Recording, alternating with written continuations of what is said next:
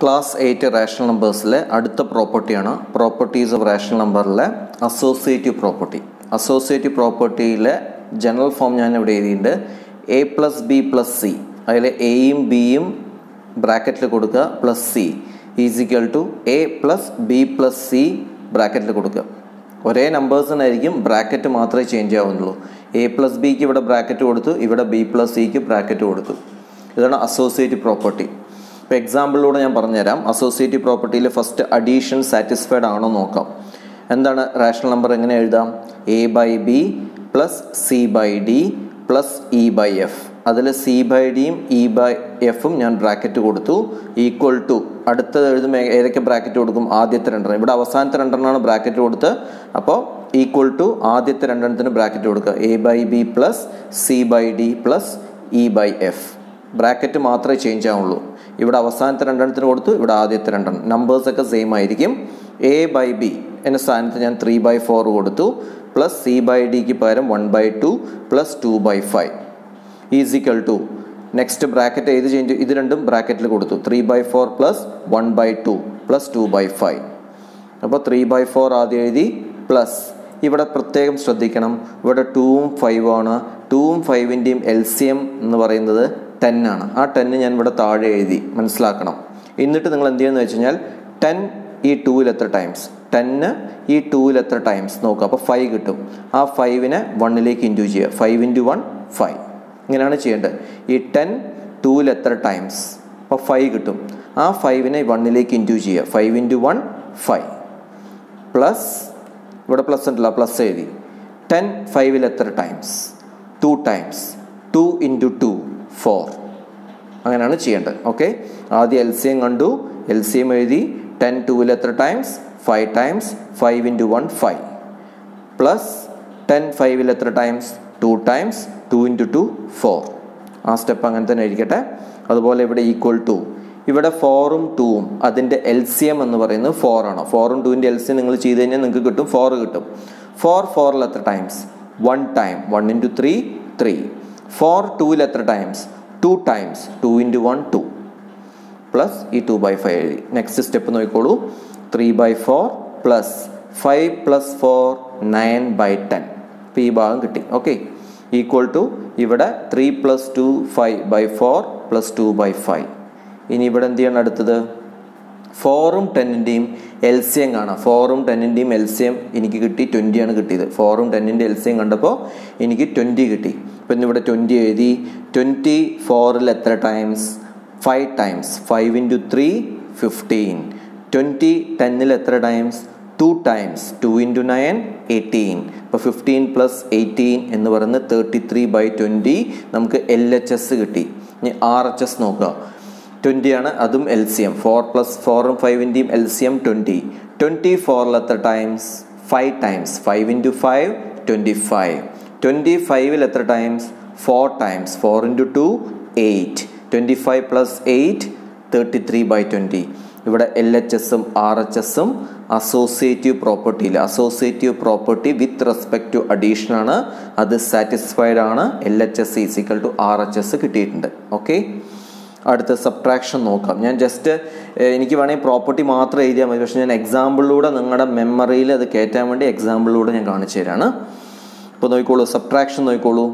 A by B minus ബ്രാക്കറ്റിൽ C by D minus E by എഫും not equal to ഞാൻ എഴുതിയിട്ടുണ്ട്. കാരണം അത് നോട്ട് ഈക്വൽ ടു തന്നെയാണെന്ന് എനിക്കറിയാം, പക്ഷെ നിങ്ങൾക്ക് എക്സാമ്പിളിലൂടെ ഞാൻ പറഞ്ഞുതരാം അത് എങ്ങനെ അല്ല എന്നുള്ളത്.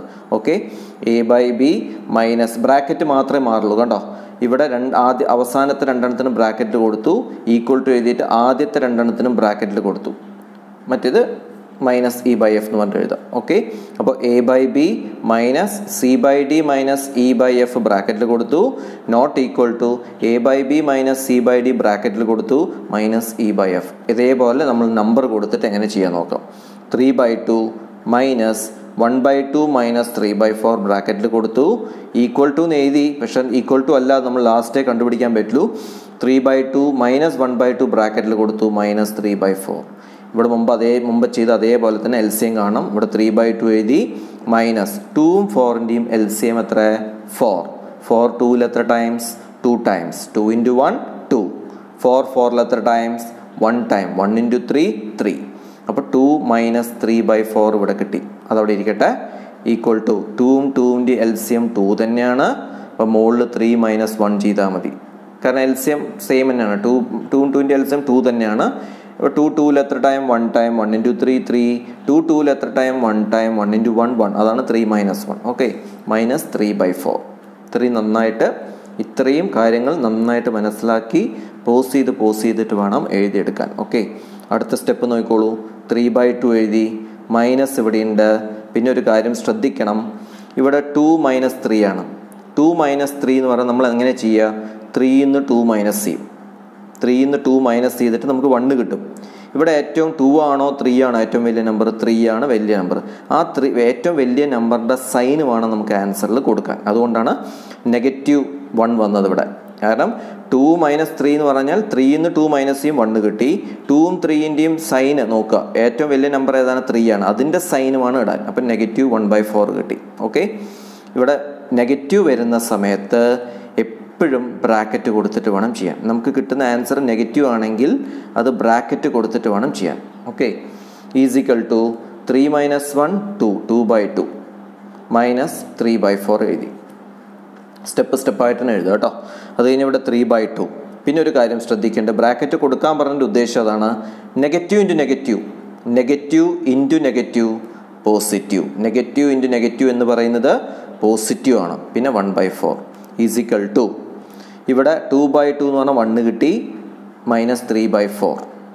ഇവിടെ നോക്കിക്കോളൂ, 2ഉം 4ൻ്റെയും LCM എന്ന് പറയുന്നത് 4 ആണ്. 4 2ൽ എത്ര ടൈംസ്? 2 ടൈംസ്. 2 ഇൻറ്റു 3 6. 4 4ൽ എത്ര ടൈം? 1 ടൈം. 1 ഇൻറ്റു 1 1. അപ്പോൾ 6 + 1 എന്ന് പറയുന്നത് 7/4 കിട്ടി LHS. ഇവിടെ ശ്രദ്ധിക്കുക, 1 മൈനസ് 3/4 ആണ് കിട്ടിയിരിക്കുന്നത്. ഈ 4നെ ഇങ്ങോട്ടേക്ക് മൾട്ടിപ്ലൈ ചെയ്യും വേണം, താഴെ വരും ചെയ്യും. LCM കാണുന്ന അർത്ഥം. ഈ 4നെ ഇങ്ങോട്ടേക്ക് മൾട്ടിപ്ലൈ ചെയ്യും വേണം, 4 താഴേക്ക് വരും ചെയ്യും. അപ്പോൾ 4 ഇൻറ്റു 1 4 മൈനസ് 3/4. 4 into 1 4 minus 3/4. അപ്പോൾ എന്തുവരും? 1/4 കിട്ടി. 7/4ഉം 1/4ഉം ഈക്വൽ ആണോ? അല്ല. LHSഉം RHSഉം ഈക്വൽ ആണോ? അല്ല. LHSഉം RHSഉം ഈക്വൽ ആവാത്തത് കൊണ്ട് നമുക്ക് പറയാം associative property with respect to subtraction എന്ന് പറയുന്നത് നോട്ട് സാറ്റിസ്ഫൈഡ് ആണ്. ഇത്രയും ഈ രണ്ട് കാര്യങ്ങൾ മനസ്സിലാക്കുക. അസോസിയേറ്റീവ് പ്രോപ്പർട്ടിയിൽ അഡീഷനും സബ്ട്രാക്ഷൻ ഞാൻ എക്സ്പ്ലെയിൻ ചെയ്തു. അതാദ്യം നന്നായിട്ട് മനസ്സിലാക്കി സ്റ്റെപ്പായിട്ട് എഴുതാം. ഓക്കെ, കാരണം ഇത് നന്നായിട്ട് മനസ്സിലാക്കിയാലേ നമുക്ക് കണക്കിലേക്ക് പോകാൻ പറ്റുള്ളൂ. പോസ് ചെയ്ത് എഴുതാം. അടുത്തത് ഞാൻ എടുക്കാൻ പോകുന്നത് associative property with respect to multiplication satisfied ആണോ എന്ന് നമുക്ക് നോക്കാം. മൾട്ടിപ്ലിക്കേഷൻ എന്ന് പറയുമ്പോൾ എല്ലാ മൾട്ടിപ്ലിക്കേഷൻ ബ്രാക്കറ്റ് മാത്രമേ ചേഞ്ച് ആവുള്ളൂ. A/B into C/D into E/F ബ്രാക്കറ്റിൽ കൊടുത്തു. Is equal to A/B into C/D ബ്രാക്കറ്റിൽ കൊടുത്തിട്ട് ഇൻറ്റു E/F. ഇനി നമുക്ക് നമ്പർ കൊടുത്ത് എങ്ങനെ ചെയ്യാം? A/Bക്ക് പകരം ഞാൻ 1/2 കൊടുത്തു, ഇൻറ്റു C/Dക്ക് പകരം 3/2 ഇൻറ്റു E/Fന് പകരം 1/4. ബ്രാക്കറ്റ് 3/2 മുകളിലത്തെ അതേപോലെ തന്നെ ബ്രാക്കറ്റ് കൊടുത്തു. ഈസിക്കൽ ടു 1/2 ഇൻറ്റു 3/2 ബ്രാക്കറ്റ് കൊടുത്തു ഇൻറ്റു 1/4. അപ്പോൾ എന്ത് ചെയ്യുക? 1/2 എഴുതി.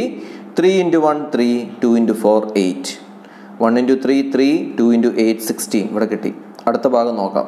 1 into 3 3 2 into 2 4 into 1/4. 3 into 1 3 4 into 4 16. ഇവിടെ LHSഉം RHSഉം സെയിം ആയി. കണ്ടോ? LHSഉം RHSഉം സെയിം ആയതുകൊണ്ട് നമുക്ക് പറയാം associative property with respect to multiplication satisfied ആണ്. ഇനി ഡിവിഷൻ നോക്കാം. ഡിവിഷൻ അല്ല, പക്ഷെ നമുക്ക് എക്സാമ്പിളിലൂടെ അറിഞ്ഞിരിക്കണം. ഡിവിഷൻ നോക്കാം. A/B divided by C/D divided by E/F. അതിൽ C/Dയും E/Fഉം ബ്രാക്കറ്റ് കൊടുക്കുക. നോട്ട് ഈക്വൽ ടു ഞാൻ എഴുതിയിട്ടുണ്ട്. അത് ഈക്വൽ ടു അല്ല എന്നുള്ളത് എനിക്കറിയാം, പക്ഷെ നമുക്ക് എക്സാമ്പിളോട് നിങ്ങൾക്ക് അല്ല എന്നുള്ളത് ഞാൻ പറഞ്ഞു തരണമല്ലോ, അതിന് വേണ്ടിയിട്ട് എക്സാമ്പിളും കാണിക്കുന്നുണ്ട്. A/B ഡിവൈഡഡ് ബൈ C/D അതിന് ബ്രാക്കറ്റ് കൊടുത്തു ഡിവൈഡഡ് ബൈ E/F. എന്നിട്ട് അതാത് നമ്പർ കൊടുത്തു. 1/2 ഡിവൈഡഡ് ബൈ 3/5 ഡിവൈഡഡ് ബൈ 1/4 ബ്രാക്കറ്റിൽ കൊടുത്തു. Equal to 1/2 divide by 3/5 bracket കൊടുത്തിട്ട് ഡിവൈഡഡ് 1/4. അടുത്ത സ്റ്റെപ്പ് ശ്രദ്ധിച്ചോളൂ. 1/2 ഡിവൈഡഡ് അങ്ങനെ തന്നെ എഴുതുക. 3/5 എഴുതി. ഡിവൈഡ് ചെയ്യാൻ പറഞ്ഞാൽ ഒരിക്കലും നമ്മൾ ഡിവൈഡ് ചെയ്യില്ല, ഇൻറ്റു ചെയ്യും. റെസിപ്രോക്കൽ 1/4ൻ്റെ റെസിപ്രോക്കൽ 4/1 എഴുതി. ഈസ് ഈക്വൽ ടു 1/2 ഡിവൈഡ് ചെയ്യാൻ പറഞ്ഞാൽ നമ്മൾ ഒരിക്കലും ഡിവൈഡ് അല്ല ചെയ്യുക, ഇൻറ്റു ചെയ്യും. 3/5 റെസിപ്രോക്കൽ 5/3 ഡിവൈഡഡ് 1/4. അപ്പോൾ എന്ത് കിട്ടി?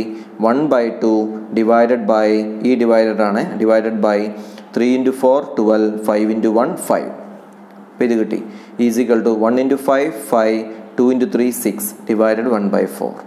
അടുത്ത സ്റ്റെപ്പ് വീണ്ടും 1/2 ഡിവൈഡ് ചെയ്യാൻ പറഞ്ഞാൽ ഒരിക്കലും ഡിവൈഡ് ചെയ്യില്ല, ഇൻറ്റു ചെയ്യുക. ഇതിൻ്റെ റെസിപ്രോക്കൽ ദറ്റ് ഈസ് 5/12. അപ്പോൾ 1 × 5 5, 2 × 12 24. LHS കിട്ടി. അടുത്ത് നോക്കാം RHS. 5/6 ഡിവൈഡ് ചെയ്യാൻ പറഞ്ഞാൽ നമ്മൾ ഡിവൈഡ് ചെയ്യില്ല, ഇൻറ്റു ചെയ്യും. 1/4 റെസിപ്രോക്കൽ 4/1. അപ്പോൾ 5 × 4 20/6. ഇത് രണ്ടും ഈക്വൽ ആണോ? അല്ല. LHS not equal to RHS. LHS not equal to RHS. അപ്പോൾ അസോസിയേറ്റീവ് പ്രോപ്പർട്ടിയിൽ ഏതൊക്കെയാണ് സാറ്റിസ്ഫൈഡ് ചെയ്യുക ചോദിച്ചു കഴിഞ്ഞാൽ അഡീഷനും മൾട്ടിപ്ലിക്കേഷനും മാത്രമേ സാറ്റിസ്ഫൈഡ് ആവുള്ളൂ, സബ്ട്രാക്ഷനും ഡിവിഷനും ആവില്ല. ഓക്കെ, അപ്പോൾ നമ്മളിപ്പോൾ ഏതൊക്കെ പ്രോപ്പർട്ടി പഠിച്ചു കഴിഞ്ഞു? Closure property. ആ ക്ലോഷർ പ്രോപ്പർട്ടിയിൽ നമുക്കറിയാം അഡീഷൻ, സബ്ട്രാക്ഷൻ, മൾട്ടിപ്ലിക്കേഷൻ, ഡിവിഷനും സാറ്റിസ്ഫൈഡ് ആണ്. പക്ഷേ ഡിവിഷനിൽ ഒരു കണ്ടീഷൻ ഉണ്ട്, ഡിനോമിനേറ്റർ 0 വന്നു കഴിഞ്ഞാൽ നോട്ട് ഡിഫൈൻ ആയതുകൊണ്ട് ക്ലോഷർ പ്രോപ്പർട്ടിയിൽ ചില സമയങ്ങളിൽ ഡിവിഷൻ സാറ്റിസ്ഫൈഡ് ആവില്ല, 0 വരികയാണെങ്കിൽ മാത്രം ഡിനോമിനേറ്ററിൽ. പിന്നെ രണ്ടാമത്തെ നമ്മൾ പഠിച്ചിരിക്കുന്നത് കമ്മ്യൂട്ടേറ്റീവ് പ്രോപ്പർട്ടിയാണ്. കമ്മ്യൂട്ടേറ്റീവ് പ്രോപ്പർട്ടിയിൽ നമ്മൾ പഠിച്ചിരിക്കുന്നത് അഡീഷനും മൾട്ടിപ്ലിക്കേഷനിലും മാത്രമേ സാറ്റിസ്ഫൈഡ് ആവുള്ളൂ, സബ്ട്രാക്ഷനിലും ഡിവിഷനിലും സാറ്റിസ്ഫൈഡ് അല്ല. പിന്നെ നമ്മൾ മൂന്നാമത്തത് പഠിക്കുന്നത്, ഇപ്പോൾ പഠിച്ചുകൊണ്ടിരിക്കുന്നത് അസോസിയേറ്റീവ് പ്രോപ്പർട്ടിയാണ്. അസോസിയേറ്റീവ് പ്രോപ്പർട്ടിയിൽ പറഞ്ഞ പോലെ തന്നെ അഡീഷനിലും മൾട്ടിപ്ലിക്കേഷനിലും മാത്രമേ സാറ്റിസ്ഫൈഡ് ആവുള്ളൂ, സബ്ട്രാക്ഷനിലും ഡിവിഷനിലും സാറ്റിസ്ഫൈഡ് അല്ല. അപ്പോൾ നമ്മൾ അസോസിയേറ്റീവ് പ്രോപ്പർട്ടിയും പഠിച്ചു കഴിഞ്ഞു. ഓക്കെ.